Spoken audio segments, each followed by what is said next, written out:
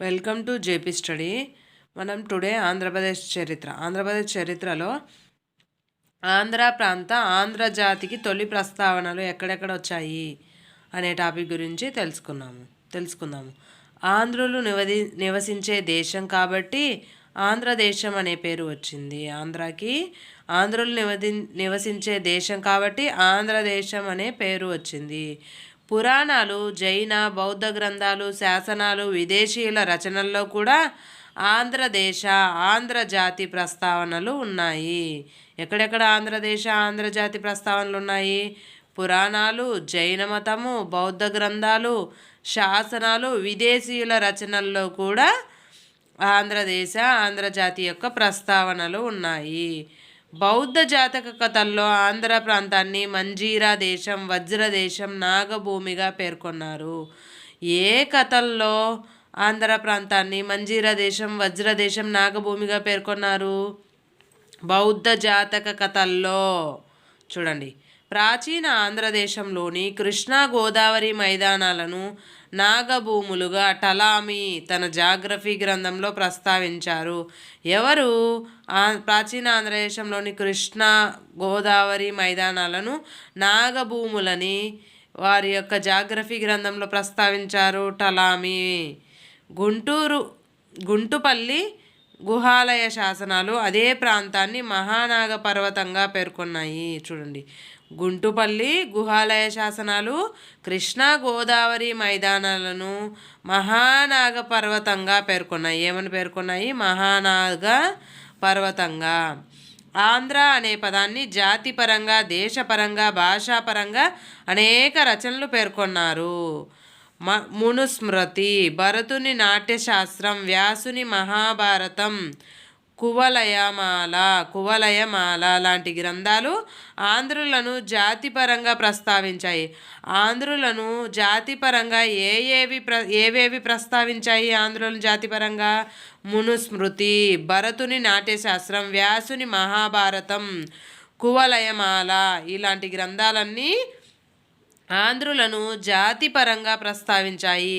వాల్మీకి రామాయణం, శివస్కందవర్మ, మైదవోలు శాసనం, వరాహమిహిరుని బృహత్ సంహితి లాంటి గ్రంథాలు కూడా ఆంధ్రులను దేశపరంగా పేర్కొన్నాయి. ఆంధ్రులను దేశపరంగా ఏ గ్రంథాలు పేర్కొన్నాయి? వాల్మీకి రామాయణం, శివస్కందవర్మ, మైదవోలు శాసనం, వరాహమిహిరుని బృహత్ సంహితి లాంటి గ్రంథాలు కూడా ఆంధ్రులను దేశపరంగా పేర్కొన్నాయి. కానీ నన్నయ్య నందపూడి శాసనం, విద్యానాథుని ప్రతాపరుద్ర యశోభూషణం, విన్నకోట పెద్దనది కావ్యాలంకార చూడామణి లాంటి గ్రంథాలు ఆంధ్రను భాషాపరంగా పేర్కొన్నాయి. ఆంధ్రను భాషాపరంగా ఏ శాసనాలు పేర్కొన్నాయి? నన్నయ్య నందపూడి శాసనం, విద్యానాథుని ప్రతాపరుద్ర యశోభూషణం, విన్నకోట పెద్దన కావ్యాలంకార చూడామణి లాంటి గ్రంథాలు ఆంధ్రను భాషాపరంగా పేర్కొన్నాయి. సుత్తనిపాత అనే బౌద్ధ రచన అస్మక, మూలక అనే అందక రాష్ట్రాల గురించి వివరించింది. సుత్తనిపాత వేటి గురించి వివరించింది? సుత్తనిపాత అనే బౌద్ధ రచన అస్మక, మూలక అనే అందక రాష్ట్రాల గురించి.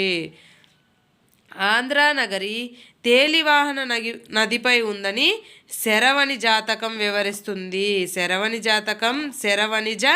జాతకం ఏం వివరిస్తుంది?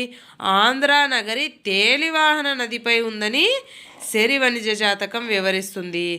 ఆంధ్ర ప్రాంతాన్ని ప్రస్తావించిన భీమసేన జాతకం ఆంధ్రదేశం వస్త్ర పరిశ్రమకు ఎంతో ప్రసిద్ధి చెందిందని వ్యాఖ్యానించింది. ఆంధ్ర ప్రాంతాన్ని ప్రస్తావించిన భీమసేన జాతకం ఏం చెప్పింది? ఆంధ్రదేశం వస్త్ర పరిశ్రమకు ఎంతో ప్రసిద్ధి చెందింది అని తెలియజేస్తుంది. ఆంధ్రుల గురించి ప్రస్తావించిన తొలి గ్రంథం ఐతరేయ బ్రాహ్మణం. చూడండి, వెరీ వెరీ ఇంపార్టెంట్. ఆంధ్రుల గురించి ప్రస్తావించిన తొలి గ్రంథం ఏది? ఐతరేయ బ్రాహ్మణం.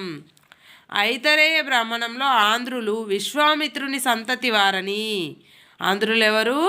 విశ్వామిత్రుని సంతతి వారని, దక్షిణాదిలో అతడి సంతానమే పుండ్రులు, పులిందులు, ముతిబలు, శబరులు, గదబలుగా స్థిరపడ్డారని పేర్కొనింది. ఏది? ఐతరేయ బ్రాహ్మణం.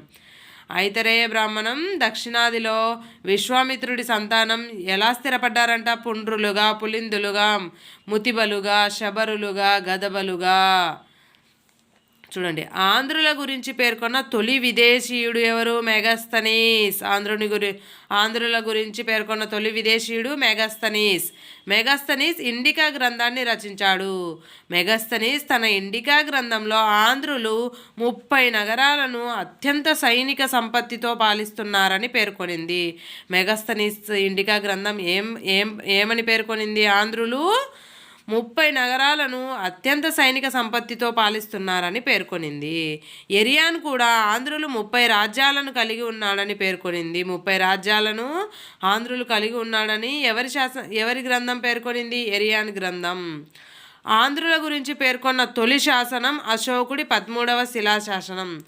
ఆంధ్రుల గురించి పేర్కొన్న తొలి శాసనం ఏది? అశోకుడి 13వ శిలాశాసనం. ఏదది? ధౌలి జౌగాడ శాసనం. అశోకుడి 13వ శిలాశాసనం ఏంటిది? ధౌలి జౌగాడ శాసనం. ఈ ధౌలి జౌగాడ శాసనంలో ఆంధ్రుల గురించి తెలుపుతుంది.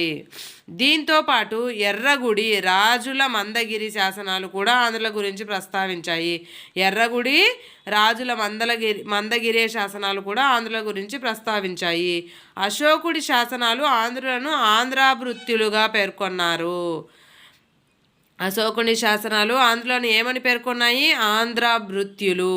పురాణాల్లో ఆంధ్రులను ఆంధ్రదేశీయులు, జాతీయులుగా పేర్కొన్నారు. పురాణాల్లో ఆంధ్రులను ఆంధ్రదేశీయులు, ఆంధ్ర జాతీయులుగా పేర్కొన్నారు. మత్స్య పురాణం ప్రకారం ఆంధ్ర దక్షిణాది తొలి తెగ నాగులు. చూడండి, మత్స్య పురాణం ప్రకారం ఆంధ్ర దక్షిణాది తొలి తెగ ఏంటిది? నాగులు. కశ్యపుడి భార్యలు ఎవరు? కద్రుక, వినత. కశ్యపుడి భార్యలు ఎవరు? కద్రుత, వినత. వినతకు గరుత్మంతుడు జన్మించగా కద్రుకకు 1000 మంది నాగులు జన్మించారు. చూడండి, వినతకు గరుత్మంతుడు జన్మించాడు, కద్రుకకు 1000 మంది నాగులు జన్మించారు. గరుత్మంతుడి నుండి తన సంతానాన్ని కాపాడుకోవడానికి కద్రుక దండకారణ్య ప్రాంతానికి వచ్చినట్లు మత్స్యపురాణ కథనం చెబుతుంది. మత్స్యపురాణ కథనం ఏమని చెబుతుంది? కద్రుక తన 1000 మంది సంతానాన్ని గరుత్మంతుడి నుంచి కాపాడుకోవడానికి దండకారణ్య ప్రాంతానికి వచ్చినట్లు మత్స్యపురాణ కథనం తెలుపుతుంది. సుత్తనిపాత గ్రంథం ప్రకారం నాగముచలిందుడు బుద్ధుడిని తన 7 పడగలతో రక్షణ కల్పించినట్టు తెలుస్తుంది. సుత్తనిపాత గ్రంథం ప్రకారం నాగముచలిందుడు ఎవరికి? బుద్ధుడిని తన 7 పడగలతో రక్షణ కల్పించినట్లు తెలుస్తుంది. దీపాల దిన్నె, వజ్రాల దిన్నె, అమరావతి పాలకుడైన నాగశోకుడు అక్కడ బౌద్ధ స్తూపానికి పునాదులు వేశాడు. ఇక్కడ బౌద్ధ స్తూపానికి అమరావతిలో పునాదులు ఎవరు వేశారు? నాగాశోకుడు. చెద్దా నిర్దేశన అనే బౌద్ధ గ్రంథం దక్షిణ దేశంలో నివసించిన యక్షుల గురించి వివరిస్తుంది. యక్షుల గురించి ఏది వివరిస్తుంది? చెద్దా నిర్దేశన అనే గ్రంథం దక్షిణ దేశంలో నివసించిన యక్షుల గురించి వివరిస్తుంది. చూడండి, కుబేరుడనే యక్షరాజు బట్టిప్రోలి శాసనం వేయించాడు. కుబేరుడనే యక్షరాజు బట్టిప్రోలు శాసనాన్ని వేయించాడు. బట్టిప్రోలు అంటే ప్రతిపాలపురం. ధర్మామృతం అనే జైన గ్రంథం యశోధర్ముడనే రాజు ప్రతిపాలపుర రాజ్యాన్ని స్థాపించాడని తెలుపుతుంది. యశోధర్ముడనే రాజు ప్రతిపాలపుర రాజ్యాన్ని స్థాపించాడని ఏ గ్రంథం తెలుపుతుంది? ధర్మామృతం అనే జైన గ్రంథం. 3వ బౌద్ధ సంగీతిలో అంధకులు ప్రధాన పాత్ర పోషించారని కథావత్తు గ్రంథం తెలియజేస్తుంది. చూడండి, 3వ బౌద్ధ సంగీతిలో అంధకులు ప్రధాన పాత్ర పోషించారని కథావత్తు గ్రంథం తెలియజేస్తుంది. విమానవత్తు భాష్యం ప్రకారం మహాకాత్యాయనుడు అస్మకరాజుకు బౌద్ధమత దీక్షను ఇచ్చాడు. చూడండి, విమానవత్తు భాష్యం ప్రకారం మహాకాత్యాయుడు అస్మకరాజుకు బౌద్ధమత దీక్షను ఇచ్చాడు. అలాగే దక్షిణ దేశంలో బావరి అనేవాడు బౌద్ధాన్ని ప్రచారం చేసినట్లు సుత్తనిపాత గ్రంథం తెలుపుతుంది. ఎవరు సుత్తనిపాత గ్రంథంలో ఏం తెలుపుతుంది? బావరి అనేవాడు బౌద్ధాన్ని ప్రచారం చేశాడు దక్షిణ భారతదేశంలో అని తెలుపుతుంది. దక్షిణ భారతదేశంలో జైన మత విస్తరణ గురించి పరిశిష్ట పర్వం అనే గ్రంథం వివరిస్తుంది. దక్షిణ భారతదేశంలో జైన మతం విస్తరణ గురించి ఏది తెలియజేస్తుంది? ఏ గ్రంథం? పరిశిష్ట పర్వం అనే గ్రంథం. గుంటుపల్లి శాసనంలో కళాంగాధిపతికి మహిషాకాధిపతి అనే బిరుదు ప్రస్తావన కూడా ఉంది. గుంటుపల్లి శాసనంలో కళింగాధిపతికి